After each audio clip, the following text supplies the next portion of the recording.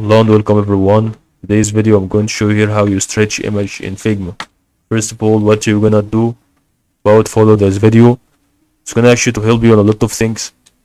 This about to understand how you can actually see whether this is gonna be about to be understood through the way that is still to be about this one. By the way, that is still to be important to do on that everything. It will be dealing with the way that it should be about be understood on the progress where it should be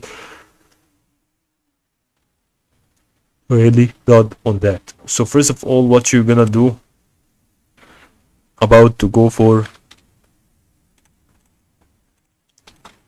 on the way through the progress, so you can actually type here stretch, create stretch brush, so click on it. Now as you can see, you can actually use the stretch brush to go with the brush. I don't know, but this is gonna be about to go for stretch image plugin. Now you're gonna see over here there is no stretch image, but image editing can have a single type of stretching, but this is the only way that you can see when you want to have a certain stretch. It's gonna work on a certain moments a lot when you want to make this kind of stretch.